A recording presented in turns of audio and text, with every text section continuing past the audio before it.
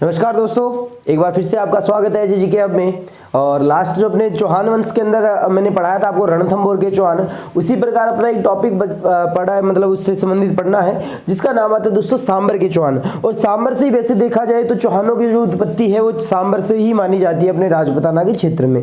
Clear है क्या? तो उसी को आगे बढ़ा रहा हूँ, मतलब भी शुरू से देख लो, चाहे आप कह सकते हो रणथंभौर के टॉपिक एक अलग हो जाता है, सांबर के अलग हो जाते हैं। क्लियर है क्या? और जालौर के चौहान अपने अलग पढ़ते हैं, इनकी अलग अलग टैगलाइन होती है, लेकिन जो इनकी चौहानों की उत्पत्ति है वो सांबर से मानी जाती है। और वो किस तरीके से क्या है उन पे बात कर रहा हूं मैं, ठीक है। तो सबसे पहले देखिएगा सांबर के चौहान। तो चौहानों के दोस्तों मैं आपको बता देता हूँ, कुल देवी जो होता है ना, वो कुल देवी उनके बारे में सर थोड़ा सा डाउट रहता है हर बार के लिए, तो मैं आपको बता देता हूं भाई। सबसे पहले जो बात आती है सांबर के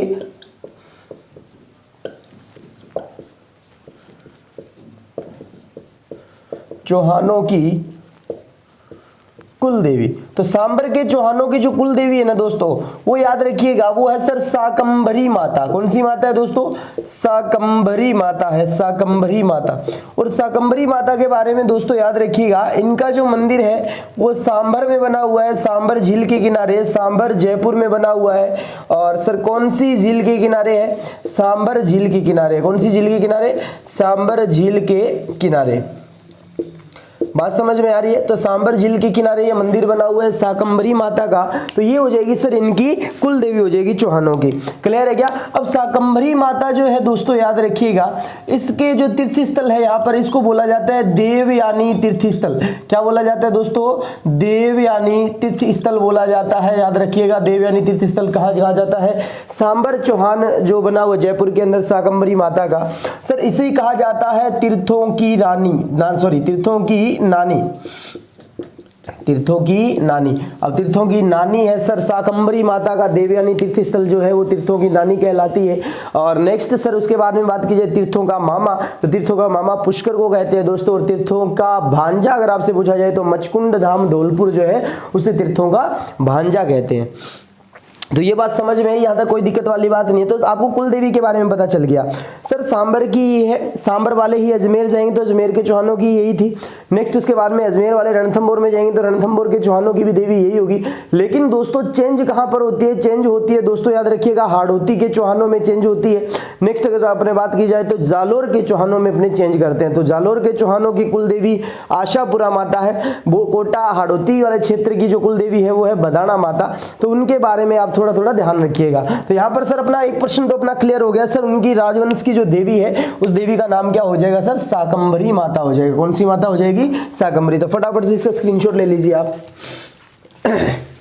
जिस भाई ने अभी तक वीडियो लाइक शेयर नहीं किया है वो कर दीजिएगा भाई, और जिसने अभी तक चैनल को सब्सक्राइब नहीं किया है वो कर लीजिएगा। इसी तरीके से अपने क्लासेस लेते रहेंगे और जिसमें आपको शॉर्ट में संपूर्ण जानकारी मिलती रहेगी। शाबाश।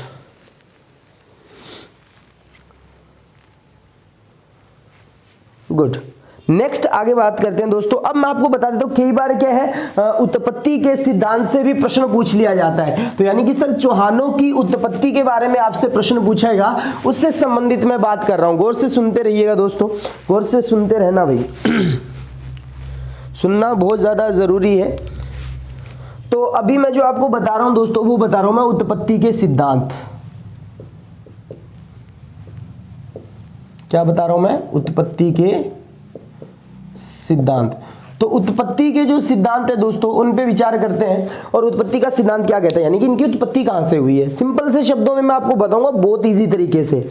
यानी कि सर सबसे पहले तो है विदेशी मत जो दे रहा है। अगर मैं बात करूं एक नंबर पे मैं कहूं सर उत्पत्ति में विदेशी मत कौन सा दे रहा है, तो विदेशी मत जो दिया जा रहा है दोस्तों वो दिया जा रहा है कर्नल जेम्स टॉड के द्वारा। किसके द्वारा दिया जा रहा है? कर्नल जेम्स टॉड के द्वारा। और इसके साथ में दोस्तों V.A. स्मिथ, ये दो इतिहासकार हैं। ये दोनों के दोनों इतिहासकार जो है इसके बारे में सर समर्थन कर रहे हैं। इतिहासकार ये क्या सिद्धांत दे रहे हैं? ये कह रहे हैं जो सांबर के चौहान है, ये क्या कह रहे हैं सर? सांबर के चौहान विदेशी मत दे रहे हैं। भी कर्नल जेम्स टॉड व V.A. स्मिथ के अनुसार क्या कहा जा रहा है? सांबर के चौहान विदेशी हैं। सांबर के चौहान क्या है, विदेशी हैं।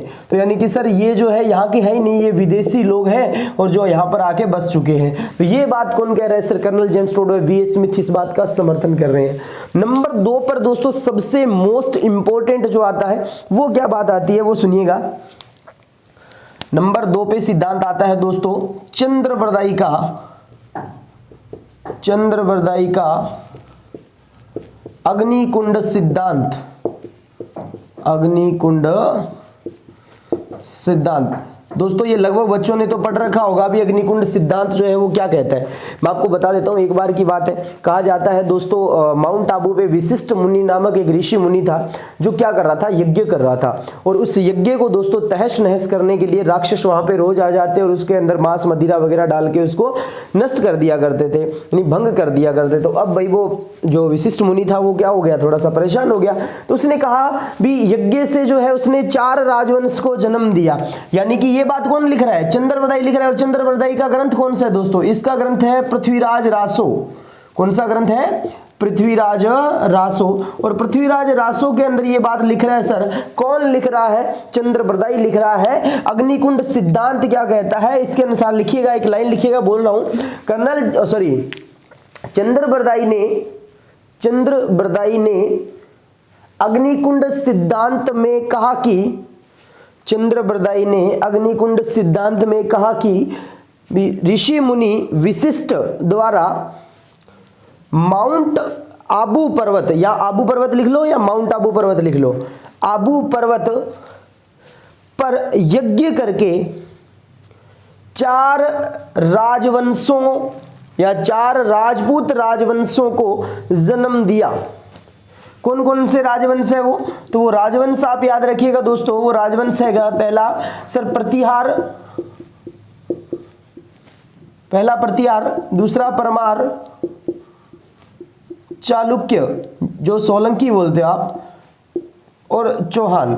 बोला ये 4 राजवंश जो है वो सर अग्निकुंड सिद्धांत से पैदा हुए जो राजवंश है। जब आप प्रतिहार ऊर्जा प्रतिहार वर्ष पढ़ते हो तो उसमें भी सर अग्निकुंड सिद्धांत आता है, जब उत्पत्ति का सिद्धांत आता है। तो यहाँ पर चौहान कह रहे हैं, ध्यान रखिएगा। तो ये चौथा राजवंश जो है चौहान, तो यहां से उत्पत्ति बता रहा है दोस्तों, कौन बता रहा है, चंद्रबरदाई। इसका समर्थन के लिए सूर्यमल मिश्रण आते हैं, भाटों व चारणों ने यहाँ पर किया दोस्तों। किराड़ू शिलालेख आप बाड़मेर के अंदर देखते हो, वो भी दोस्तों इसका क्या कर रहा है, समर्थन कर रहा है। तो अग्निकुंड सिद्धांत का समर्थन करने वाले भाट व चारण तो एक तरफ हो जाएंगे, कोई दिक्कत वाली बात नहीं है, सूर्यमल मिश्रण हो जाएंगे। अगर किराड़ू शिलालेख की बात की जाए तो वो भी सर इसका समर्थन करेगा। तो चंद्रबरदाई का कौन सा सिद्धांत, अग्निकुंड सिद्धांत। और यहां से देखो ये चौहानों की उत्पत्ति बता रहा है, ठीक है। नंबर 3 पर जो उत्पत्ति का सिद्धांत आता है दोस्तों वो अब बताया जा रहा है यहां पर सूर्यवंशी। तो आप 2 नंबर पे देख लीजिएगा तो आपको समझ में आ गया होगा, सूर्यवंशी। तो ये सारे क्या है सर, यज्ञ से उत्पन्न राजवंश, ठीक है। तो सूर्यवंशी क्या कह रहा है, सूर्यवंशी के बारे में देखिएगा।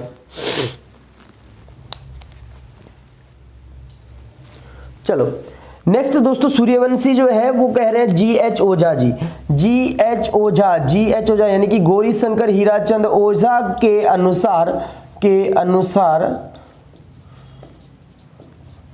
अनुसार ये सिद्धांत दिया गया। सूर्यवंशी मतलब सूर्य के वंश है चौहान, ये बात कौन कह रहा है, GH ओझा कह रहा है। और GH ओझा की इसी बात को दोस्तों समर्थन में जो व्यक्ति आ रहा है, समर्थन कौन कर रहा है, एक तो कर रहा है सर हमीर महाकाव्य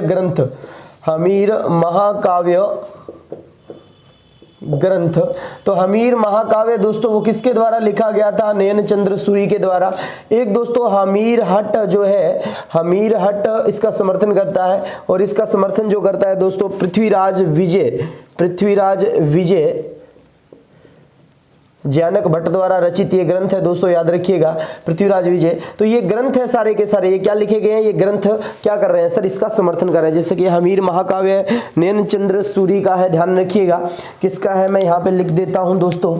तो हमीर महाकाव्य जो है वो किसका ग्रंथ है, नयन चंद्र सूरी का है, नयन चंद्र सूरी। और नयन चंद्र सूरी की अगर बात की जाए तो ये किसका सर, हमीर महाकाव्य। हमीर हट जो है वो चंद्रशेखर का है, ध्यान रखिएगा। रखिएगा। और नेक्स्ट बात की जाए पृथ्वीराज विजय, तो पृथ्वीराज विजय जो है दोस्तों वो जयानक भट्ट का है। किसका है दोस्तों?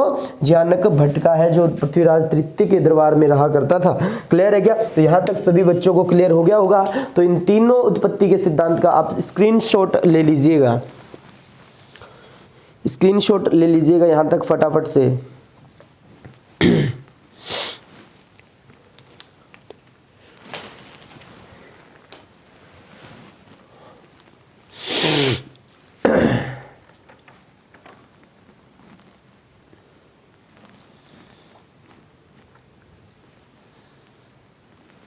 चलो नेक्स्ट अगर बात की जाए दोस्तों, तो नेक्स्ट आता है सर ब्राह्मण, मतलब सर ब्राह्मण कौन कौन कह रहा है? ब्राह्मण वंश से इनकी उत्पत्ति जो है वो हुई है। वो ब्राह्मण वंश से उत्पत्ति कौन कौन बता रहा है उनके बारे में विचार करते हैं। और यहाँ पर दोस्तों एक चीज सबसे इंपॉर्टेंट आएगी, वो मैं आपको बताऊंगा। तो उत्पत्ति के सिद्धांत ही चल रहे हैं अभी तक, 2 सिद्धांत और बता देता हूँ, उसके बाद में सिंपल है, उसके बाद में तो है ही नहीं कुछ। फिर वासुदेव के बारे में बताऊंगा, फिर सीधा अजयराज, फिर अर्णोराज, विग्रहराज, फिर और पृथ्वीराज चौहान तृतीय, बाद में खत्म है यहाँ तक। फिर उसके बाद में रणथंभौर चले जाते हैं, तो रणथंभौर के चौहान आप पढ़ चुके हो, ठीक है। तो अभी मैं बता रहा हूं दोस्तों ब्राह्मणों से। नेक्स्ट जो है नंबर 4 पे, ब्राह्मण वंश से उत्पत्ति, ये कौन मान रहा है दोस्तों? तो ब्राह्मण तो एक तो सर ब्राह्मण जी आएंगे, देख जैसे कि sir doctor Gopinath Sharma, doctor Gopinath Sharma, एक तो ये आ जाएंगे गोपीनाथ शर्मा, ठीक है। और नेक्स्ट सर इसमें इतिहासकार जो कहता है sir doctor Dashrath Sharma, doctor Dashrath Sharma, तो खुद शर्मा है, पंडित है, तो सर वो भी क्या करेंगे?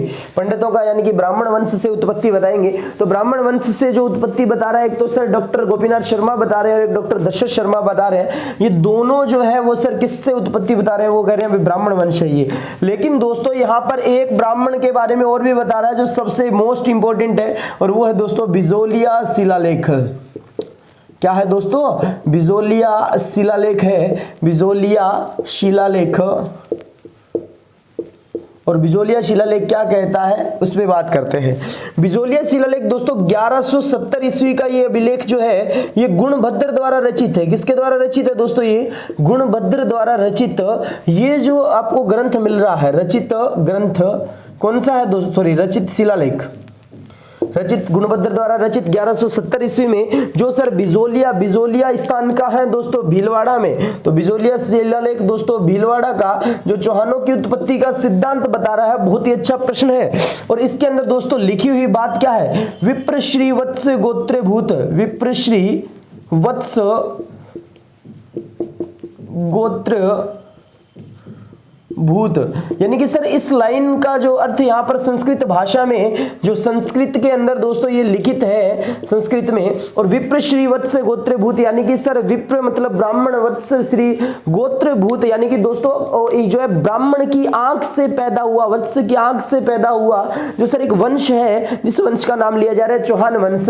ये बात कौन कह रहा है सर? चौहानों से बिजोलिया ब्राह्मण कहेगा, बिजोलिया ब्राह्मण कहेगा, याद रखिएगा।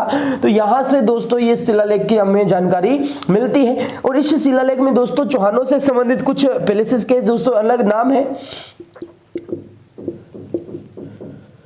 विभिन्न स्थानों के नाम इस शिलालेख में क्या लिखे हुए हैं। जैसे कि सर अपने बात करें जालोर की, तो जालोर का जो प्राचीन नाम है वो जबालीपुर लिखा हुआ है। इसमें क्या लिखा हुआ है? जबालीपुर लिखा हुआ है। क्लियर है क्या? जैसे कि सर नागौर, और नागौर का नाम लिखा हुआ है ऐ क्षेत्रपुर। क्या लिखा हुआ है? ऐ क्षेत्रपुर लिखा हुआ है दोस्तों, याद रखिएगा। जैसे कि सर यहाँ पर नाम लिया जाए सर भीनमाल, भीनमाल जो जालोर में आता है, भीनमाल, भीनमाल, वो दोस्तों इसको श्रीमाल लिख रहा है। क्या लिख रहा है? श्रीमाल लिख रहा है। नाडोल को दोस्तों इसने क्या लिखा है? नाडोल को नडल्लू लिखा है। नाडोल को क्या लिखा है? नडल्लू लिखा है दोस्तों, याद रखिएगा। नाडोल को नडल्लू, जालोर को जबालीपुरा, नागौर को क्षेत्र, और सांबर को साकंभरी लिखा है। सांबर को क्या लिखा है दोस्तों, शाकंभरी लिखा है। तो ऐसे शब्द जो है इस शिलालेख से आपको मिलते हैं। तो प्राचीन जो नाम है, जालोर का जवालीपुर, नागौर का क्षेत्रपुर, है ना, भीनमाल का श्रीमाल, नाडोल का नडल्लू, सांबर का शाकंभरी, ये सब जानकारी आपको कहां से मिल रही है? ये सब जानकारी सर हमें बिजोलिया शिलालेख से प्राप्त हो रही है। तो यहां तक आशा करता हूं आप समझ गए होंगे, है ना, कोई दिक्कत वाली बात नहीं आ रही होगी। सर बिजोलिया शिलालेख भी चौहानों के बारे में उत्पत्ति का सिद्धांत बता रहा है। तो यहां तक सभी बच्चों को समझ में आ गया, कोई दिक्कत नहीं है यहां तक, शाबाश। नेक्स्ट देखते हैं दोस्तों, अब उत्पत्ति हुई वो कैसे कहां से चली। तो देखिएगा दोस्तों, मैं आपको बता रहा हूं, तो यहां तक सभी का कंप्लीट हो गया होगा, कोई दिक्कत वाली बात नहीं। अभी जालोर का प्राचीन नाम जाबालीपुर कौन से अभिलेख से प्राप्त हुआ है? तो बिजोलिया। भीनमाल का प्राचीन नाम श्रीमाल किस अभिलेख से प्राप्त हुआ है? बिजोलिया। नाडोल का प्राचीन नाम नडल्लू किस अभिलेख से प्राप्त हुआ है? बिजोलिया। सांबर का शाकंभरी कहां से प्राप्त हुआ है? बिजोलिया। तो यहां तक सभी बच्चों को समझ में आ गया, कोई किसी प्रकार की कोई टेंशन नहीं होगी आपको। चलो नेक्स्ट मैं आगे बढ़ रहा हूं और नेक्स्ट के अंदर मैं जानकारी दे दूं आपको। तो उत्पत्ति के सिद्धांत हमने पढ़ लिए, विदेशी मत पढ़ा, अग्निकुंड सिद्धांत पढ़ा, सूर्यवंशी पढ़ा और ब्राह्मणों वाला पढ़ा। क्लियर है क्या? तो ये 4 सिद्धांत आप पढ़ चुके हो। अब बात करते हैं दोस्तों शुरुआत से। तो क्या क्या हुआ था मैं आपको बता देता हूं। सर एक शासक है जिसका नाम है वासुदेव चौहान। क्या नाम है? वासुदेव चौहान। सर इसके द्वारा क्या है, 551 ईस्वी में, 551 ईस्वी में यहाँ पर दोस्तों जैसे कि एक झील है, उस झील का नाम जैसे कि आप पढ़ते हो नागौर और जयपुर में मुख्य रूप से सांबर झील पढ़ते हो। सांबर झील के चारों तरफ दोस्तों, चारों तरफ चौहान, इसीलिए तो चौहान कहलाए। तो चारों तरफ जो है इसने सपाद लक्ष्य की स्थापना की, सपाद लक्ष्य की स्थापना। तो दोस्तों सपाद लक्ष्य का मतलब होता है 125 लाख, यानी कि 125 लाख, 125, ऐसे नहीं हिंदी में लिख देता हूं मैं, 125 हो गए वैसे तो, 125 लाख गांवों का एक समूह बसाया। किसने सर? वासुदेव चौहान ने। तो सांबर झील के किनारे और सपाद लक्ष्य की स्थापना करने वाला वासुदेव चौहान। और यहीं से दोस्तों चौहान वंश की नींव जो है शुरू हो जाती है। तो चौहान वंश की नींव, और चौहान वंश की नींव जो है वो कहां रखी गई दोस्तों? याद रखिएगा, सांबर झील के किनारे। रखने वाला व्यक्ति कौन है? वासुदेव चौहान है, जो 551 ईस्वी में दोस्तों यहां पर स्थापित करता है। इसीलिए चौहान वंश की नींव रखने के कारण दोस्तों आदि पुरुष जो कहलाता है वो कौन कहलाता है दोस्तों? याद रखिएगा, वो वासुदेव कहलाता है। आदि पुरुष दोस्तों चौहान वंश का आदि पुरुष जो है वो वासुदेव चौहान है। क्लियर है क्या सर? इसी झील के किनारे जो है एक मंदिर बना हुआ है जो शाकंभरी माता का है। ये मंदिर जो कौन सी देवी का दोस्तों? अभी मैंने बताया इनकी कुल देवी शाकंभरी माता का मंदिर है ये। और शाकंभरी माता के मंदिर का निर्माण करवाने वाला वासुदेव चौहान। निर्माण जो है वो किसने करवाया? वासुदेव चौहान ने।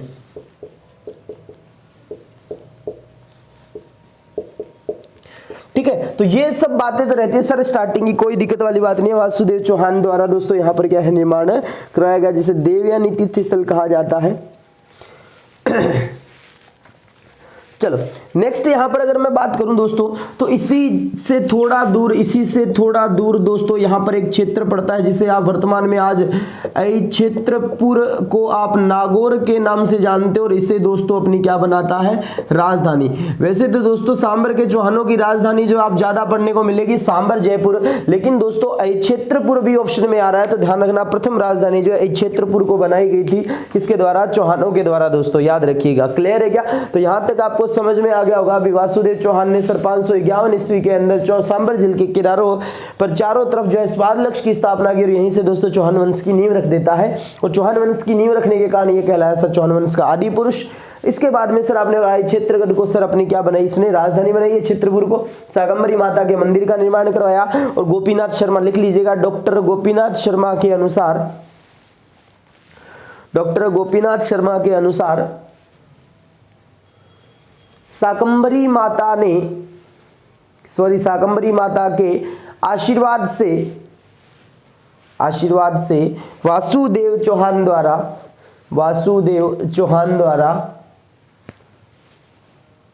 वासुदेव चौहान द्वारा चौहान वंश की नींव रखी गई, या आप कह सकते हो भी सर इसने इस वंश को बसाया था। क्लियर है क्या? तो ये जो है यहाँ पे बात कंप्लीट हो जाती है वासुदेव चौहान। इसके बाद दोस्तों बहुत से शासक आए, जैसे गुवक प्रथम, गुवक सेकंड, चंदन राजा। चंदन राजा की अपने भी बात करने को मिलेगी। तो दोस्तों इसने जो क्या किया था, दिल्ली का शासक तोमर वंश या तमर वंश का शासक था जिसका नाम था रुद्र, उसको पराजित करके उसकी बहन से विवाह किया था। क्लियर है क्या? बस ये थोड़ा सा इंपॉर्टेंट है, याद रखिएगा। नेक्स्ट इसके बाद में दोस्तों याद रखना है, सीधा सीधा आता है पृथ्वीराज चौहान प्रथम, जो सर विग्रहराज तृतीय की अगर बात की जाए तो उसका बेटा पृथ्वीराज प्रथम जो है, जो परम भट्टारक राजा धीराज परमेश्वर की उपाधि धारण करता। तो यहाँ तक कंप्लीट हो गया होगा अपना। चलो नेक्स्ट आगे बढ़ रहा हूं मैं। शाबाश। अब वासुदेव चौहान के पास जैसे मैंने बताया गुवक प्रथम आया, फिर गुवक सेकंड आया, फिर सर बहुत से शासक आए, लेकिन हमें तो मोस्ट करना है, कम समय में बेहतरीन तैयारी करनी है, नहीं करनी। तो दोस्तों ध्यान रखिएगा, अभी मैं जो बात बता रहा हूं वो बता रहा हूं मैं चंदन राजा के बारे में। किसके बारे में बता रहा हूं? चंदन राजा। दोस्तों नाम तो वैसे छोटा सा है, लेकिन ये आपसे पूछा जा सकता है भी चंदन राजा ने किस वंश को पराजित करके जो है वो वहां की रानी अतम प्रभा से क्या किया था, विवाह किया था। तो चंदन राजा ने दोस्तों एक वंश है तोमर या तमर वंश, तोमर वंश या तमर वंश कहा जाता है दोस्तों। तो इसका शासक जो है जिसका नाम है रुद्र तमर, रुद्र तोमर या तमर जो है दोस्तों, इसे क्या करता है, ये पराजित करता है। क्या करता है? पराजित करता है। तो आप लिख सकते हो भी चंदन राजा ने तोमर वंश के शासक रुद्र को पराजित करते हुए इसकी बहन का नाम है रुद्राणी। रुद्र तोमर की बहन कौन है? रुद्राणी है। और रुद्राणी को दोस्तों एक नाम से और भी जाना जाता है, आत्म प्रभा। इसके साथ में विवाह कर लेता है, रुद्राणी आत्म प्रभा के साथ में विवाह करके ले आता है। और दोस्तों यहाँ पर सबसे मोस्ट इंपोर्टेंट प्रश्न आता है, ये आत्म प्रभा जो है वो शैव अनुयायी है, यानी कि सर शैव धर्म की जो अनुयायी जो है वो कौन सी है? सर आत्म प्रभा है। और रुद्राणी आत्म प्रभा ने जो है प्रतिदिन दोस्तों याद रखिएगा, प्रतिदिन 1000 दीपक जलाकर, कितने दीपक जलाकर? 1000 दीपक जलाकर भगवान शिव की पूजा करती है, ये करती थी भगवान शिव की पूजा। दोस्तों आप देखते हो पुष्कर झील के किनारे प्राचीन चौहान वंशकालीन दोस्तों घाट बने हुए हैं। वो घाट बनवाने वाला, 5 घाट बनवाने वाला चंदन राजा के काल में दोस्तों। और उसकी जो रानी है आत्मप्रभा प्रतिदिन 1000 दीपक जला के भगवान महादेव की पूजा करती, यानी कि शिव धर्म की अनुयायी थी। कौन? सर रुद्राणी या आत्मप्रभा। समझ में आ गया होगा। इसके बाद में दोस्तों फिर भी बहुत से शासक आए, लेकिन अपने को मुख्य शासक पे जाके पटकना है। और दोस्तों एक शासक आता है विग्रहराज तृतीय का पुत्र, जिसका नाम है सर पृथ्वीराज चौहान प्रथम, महाराजा धीराज परम भट्टारक, है ना। तो ये बात है, परम भट्टारक राजा धीराज परमेश्वर, परम भट्टारक राजा धीराज परमेश्वर, है ना। तो ये दोस्तों उपाधि किसके पास है? पृथ्वीराज चौहान प्रथम के पास में। पृथ्वीराज चौहान प्रथम के पास में परम भट्टारक राजा धीराज परमेश्वर की उपाधि जो है दोस्तों याद रखिएगा। नेक्स्ट जो है इसके बाद में दोस्तों सबसे इंपॉर्टेंट मैं बताता हूं, है ना। पृथ्वीराज चौहान प्रथम जो है ना, इसने सर रणथंभौर दुर्ग पर अधिकार किया था। रणथंभौर दुर्ग पर अधिकार किया। और दोस्तों रणथंभौर दुर्ग के अंदर एक जैन मंदिर बना हुआ है। कौन सा? जैन मंदिर पर स्वर्ण कलश चढ़ाए। किसने चढ़ाए दोस्तों? वो पृथ्वीराज चौहान प्रथम ने चढ़ाए थे, ध्यान रखिएगा। तो परम भट्टारक राजा धीराज परमेश्वर की उपाधि कौन धारण करता है? पृथ्वीराज चौहान प्रथम करता है। रणथंभौर दुर्ग पर दोस्तों, रणथंभौर पे आक्रमण किया था, मतलब भी अधिकार करने वाला आप क्या पढ़ते हो? गोविंदराज पढ़ते हो या नहीं पढ़ते? पृथ्वीराज चौहान तृतीय का बेटा लेकिन प्रश्न आपसे ये पूछ लिया जाए भी गोविंदराज से भी पहले एक शासक था जिसने सर रणथंभौर पर अधिकार कर लिया था, तो वो कौन था? वो था दोस्तों अर्णोराज के सॉरी अजय राज के पिता जिनका नाम था पृथ्वीराज चौहान प्रथम, उनके द्वारा दोस्तों यहाँ पर क्या अधिकार किया जाता है। और यहाँ पर दोस्तों जैन मंदिर पर स्वर्ण कलश भी इनके द्वारा चढ़ाए गए थे। नेक्स्ट यहाँ पर सबसे इंपॉर्टेंट बात आती है दोस्तों, इनका दरबारी मंत्री जो है उन मंत्री का नाम है सर हट्टड़। क्या नाम है? दरबारी मंत्री का नाम क्या है सर? हट्टड़ है। और हट्टड़ ने दोस्तों शेखावाटी के चौहानों की कुल देवी, मैं पूरा लिखूंगा, हट्टड़ द्वारा शेखावाटी के चौहानों की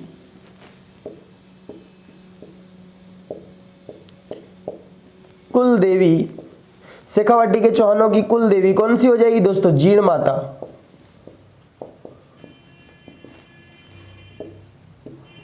के मंदिर का निर्माण करवाया।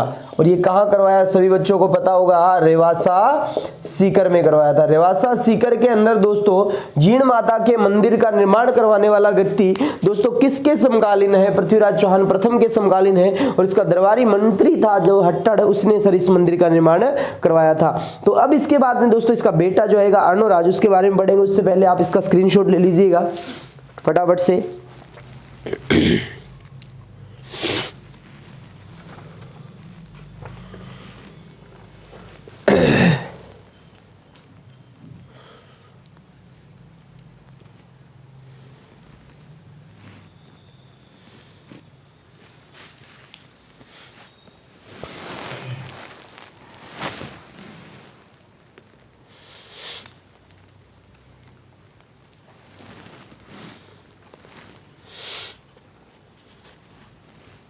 तो यहाँ तक सभी को समझ में आ गया, किसी को कोई डाउट नहीं होना चाहिए।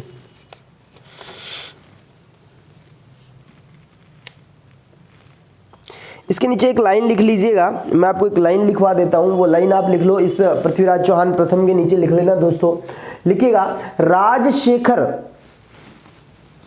लिखिएगा राजशेखर के ग्रंथ, राजशेखर के ग्रंथ कौन सा आपको भी पता होगा? प्रबंध कोश। राजशेखर के ग्रंथ प्रबंध कोश, लिखिएगा फटाफट से। राजशेखर के ग्रंथ प्रबंध कोश से हमें जानकारी मिलती है कि, यहां सीधा लिख दो प्रबंध कोश में, प्रबंध कोश में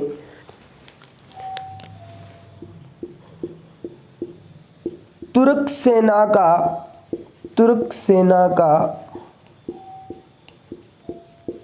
विजेता कहा है। तो प्रबंध कोश में तुर्क सेना का विजेता किसे कहा है? तो याद रखिएगा वो पृथ्वीराज चौहान प्रथम को कहा गया है। ये बात सबसे मोस्ट इंपोर्टेंट है दोस्तों, याद रखिएगा। चलो, तो यहां तक सभी ने टिप लिया होगा, कोई दिक्कत वाली बात नहीं है यहां तक।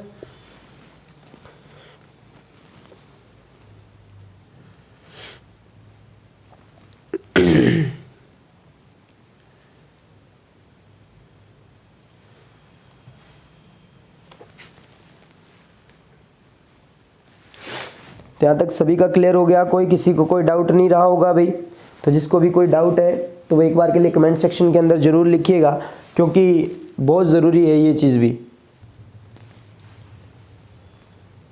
हाँ जी, तो इसके बाद जो देखते हैं दोस्तों वो शासक आता है हमारे पास में पृथ्वीराज चौहान प्रथम का पुत्र, जिसका नाम मिलता है दोस्तों क्या? हमें नाम मिलता है दोस्तों अजय राज चौहान। क्या नाम मिलता है दोस्तों? अजय राज चौहान।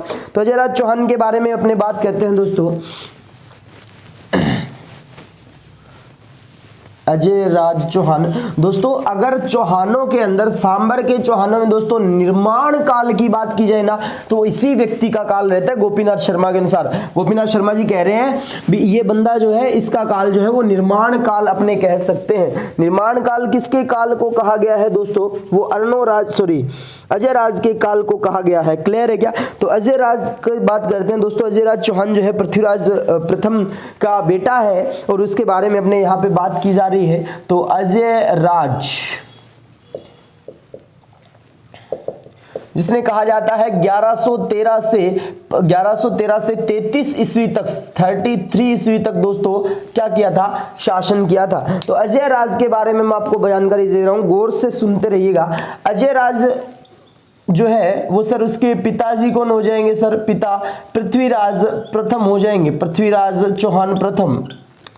बात समझ में आ गई सर। इनकी अगर बात की जाए रानी की, तो रानी जो है दोस्तों वो सोमलेखा है। कौन सी है दोस्तों, वो सोमलेखा है। बहुत ही अच्छा प्रश्न है ये, सोमलेखा का दोस्तों यहाँ पे प्रश्न आता है। तो इसकी रानी जो है, जयराज की रानी, मुख्य रानी, उसका नाम है सोमलेखा। क्लियर है दोस्तों। इन्हें मैंने अभी कहा, एक तो कहा जाता है दोस्तों इन्हें चक्रवर्ती विजेता, चक्रवर्ती विजेता कहा जाता है, ये बात याद रखिएगा। नेक्स्ट जो इनके बाद में अगर बात की जाए, चक्रवर्ती विजेता के बाद अगर पश्चात बात की जाए, तो दोस्तों यहां पे आता है, मैंने अभी कहा था सर साम्राज्य निर्माण का यहां पे ऐसे मत लिखो, इसको गड़बड़ हो जाएगी वरना लाइन आपके दिमाग में। तो चक्रवर्ती विजेता कहा जाता है दोस्तों जयराज को। आपको कौन कहा जाए ना, किस चौहान शासक को चक्रवर्ती विजेता के नाम से जाना जाता है। तो इसकी डेफिनेशन में क्या लिखेंगे सर, अजय राज ने, या कह सकते हो अजय राज द्वारा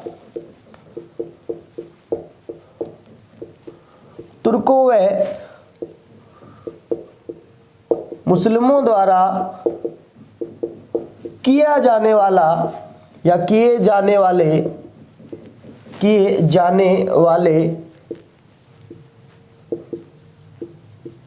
आक्रमणों का दमन किया। बात समझ में आ गई। तो अजय राज द्वारा तुर्कों व मुसलमानों द्वारा सर किए जाने वाले आक्रमणों का दमन किया, इसीलिए इन्हें चक्रवर्ती विजेता कहा जाता है। और मैं एक बात लिख रहा था दोस्तों, मोस्ट इंपोर्टेंट बात है सर, क्या गोपीनाथ शर्मा, सर गोपीनाथ शर्मा के अनुसार, GN शर्मा, गोपीनाथ शर्मा के अनुसार अगर बात की जाए दोस्तों किसका काल है सर, अजय राज का काल है। तो दोस्तों याद रखिएगा चौहान साम्राज्य निर्माण का काल कहलाता है। चौहान वंश के अनुसार, चौहान वंश के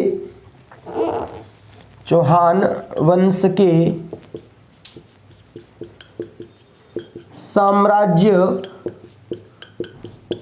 निर्माण का काल किसका काल हो जाएगा, इज इक्वल टू अजय राज। किसका काल हो जाएगा, अजय राज। क्यों कहा सर, क्योंकि दोस्तों अजय राज द्वारा एक दुर्ग का निर्माण करवाया गया। तो याद रखिएगा अजय राज द्वारा 12वीं शताब्दी में अजमेर शहर की स्थापना व बीठली पहाड़ी पर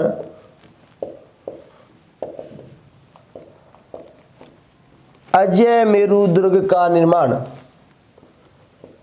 अजय मेरू दुर्ग का निर्माण करवाया।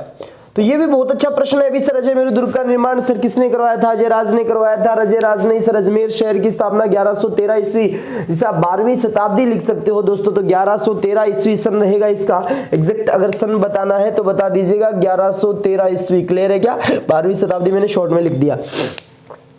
अब क्या बात रहती है दोस्तों यहाँ पर निर्माण, ये जो है मैं दुर्ग के बारे में जानकारी दूंगा। ये तो दोस्तों आपको सभी को पता है, दुर्ग टॉपिक अलग से आता है।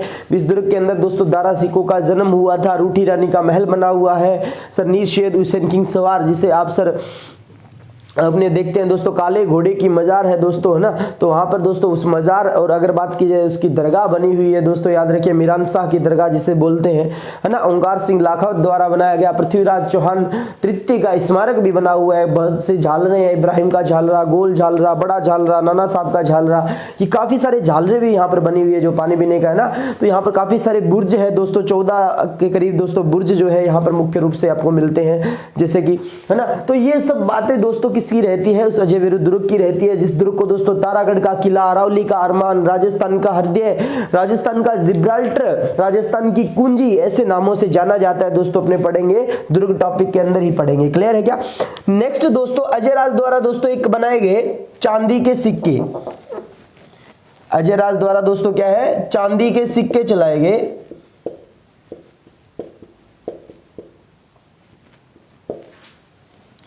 चांदी के सिक्के। अब दोस्तों ये चांदी के सिक्के चलाने वाला दोस्तों कौन है, अजयराज चौहान है। कौन है दोस्तों, अजयराज चौहान है, जिसने दोस्तों चांदी के सिक्के अपने नाम से चलाए थे। तो आप सोच रहे हो दोस्तों अजयराज नाम से नहीं, अजप्रियद्रुम बोला गया है, जिन्हें क्या बोला गया है, अजप्रियद्रुम द्रम्भ, है ना। तो अजय प्रियद्रम नाम से दोस्तों ये नाम जो है वो सिक्के पे नाम है दोस्तों। ये क्या है, सिक्के का नेम है, याद रखिएगा। तो सिक्के का नाम जो है वो अजय प्रियद्रम नाम से है। बहुत अच्छा प्रश्न है, आरएस लेवल का भी प्रश्न कह सकते हो आप इसे। और दूसरी तरफ सिक्के के कह सकते हो, सिक्के के दूसरी तरफ अपनी पत्नी सोमलेखा का नाम, अपनी पत्नी सोमलेखा का नाम लिखवाया, सोमलेखा का नाम। तो अपनी पत्नी सोमलेखा का नाम जो है वो को किसने लिखवाया दोस्तों, याद रखिएगा, वो लिखवाने वाला है अजयराज। तो चांदी के सिक्के दोस्तों नाम अजय प्रियद्रुम नाम से ये सिक्के, और ये दोस्तों मथुरा के अगर आपसे पूछ लिया जाए ये सिक्के किसके आसपास, तो चांदी के सिक्के आज भी अगर हमने बात की जाए तो खोज के दौरान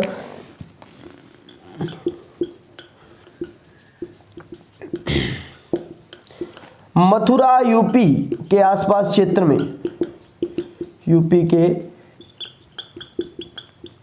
आसपास के क्षेत्र से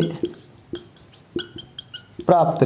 तो आसपास के क्षेत्र से प्राप्त दोस्तों चांदी के वो सिक्के। दूसरी तरफ अपनी पत्नी सोमलेखा का नाम अजय प्रियद्रुम नाम से सिक्के कौन किसने चलवाए दोस्तों, अजयराज ने चलवाए। और अजयराज के बारे में एक बात कही जाती है भी, अजयराज ने क्या किया दोस्तों, अर्णोराज, अपने बेटे अर्णोराज को शासन सौंपा और खुद चला गया दोस्तों कहां पर, सर ये कोंकण तीर्थ जो है दोस्तों पुष्कर अजमेर में, वहां चला जाता है। तो दोस्तों याद रखिएगा, इसके पश्चात बता रहा हूं, इसके पश्चात लिखनी है ये लाइन, लिखिएगा, अजयराज अपने पुत्र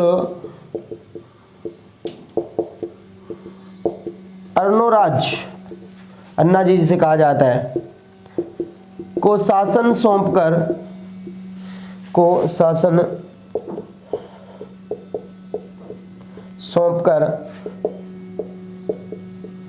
कोंकण तीर्थ, कौन सा तीर्थ दोस्तों, कोंकण तीर्थ पुष्कर अजमेर चला जाता है, पुष्कर अजमेर चला जाता है और वहां पर तपस्या करता है। क्लियर है क्या।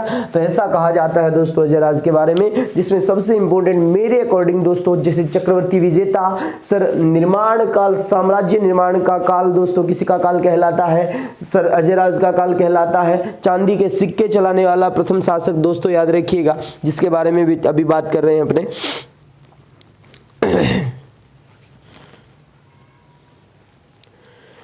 इनके द्वारा दोस्तों अजयराज के द्वारा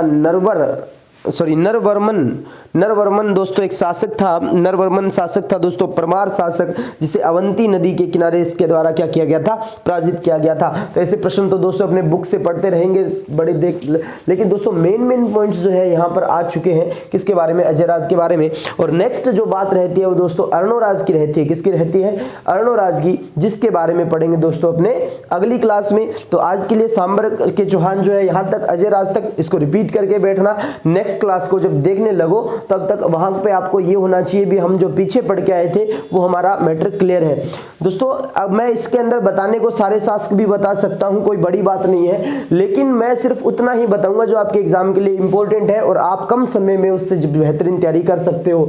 1 घंटे 1.5 घंटे का टाइम अगर आप खराब करते हो तो आपके चौहान कंप्लीट हो जाने चाहिए। क्लियर है क्या। तो इसी प्रकार मैं बता रहा हूं, अजयराज के बाद में अर्णोराज आएंगे, अर्णोराज के बाद में दोस्तों अपने सीधे विग्रहराज चतुर्थ, और उसके बाद में पृथ्वीराज चौहान तृतीय, त्राइन के प्रथम और द्वितीय युद्ध, उसके बाद में रणथंबोर आप पढ़ चुके हो। तो नेक्स्ट क्लास तक ये जो है अपना टॉपिक समाप्त हो जाएगा सांबर के चौहान। तो सांबर के चौहान यहाँ तक पढ़िएगा। जिस भी भाई बंदे ने अभी तक लाइक नहीं किया है, शेयर नहीं किया है, तो प्लीज एक बार लाइक शेयर कर दीजिएगा। और जिसने भी टेलीग्राम चैनल को और यूट्यूब चैनल को अभी तक ज्वाइन नहीं किया, बिल्कुल सब्सक्राइब नहीं किया है, तो वो कर लीजिएगा। और टेलीग्राम पे दोस्तों आप ज्वाइन करना जरूर, उससे संबंधित क्या जानकारी वगैरह जो है, वीडियो का लिंक है वो आपको टाइम पे मिल जाए। और नेक्स्ट जो पॉइंट आता है दोस्तों, आप इंस्टा के ऊपर भी फॉलो कर सकते हो, अजय जी के हम नाम से पेज बना हुआ है, उस पेज को आप फॉलो करके आप वहाँ पे अपने जो है डाउट वगैरह जो है आप वहाँ से पूछ सकते हो, मुझे कोई दिक्कत वाली बात नहीं है। क्लियर है क्या? तो आज के लिए बहुत बहुत धन्यवाद। नेक्स्ट मिलते हैं अपने अगली क्लास में। इसी तरीके से हंसते रहिए और मुस्कुराते रहिए और जुड़े रहिएगा अजय जी के हब के साथ। धन्यवाद दोस्तों।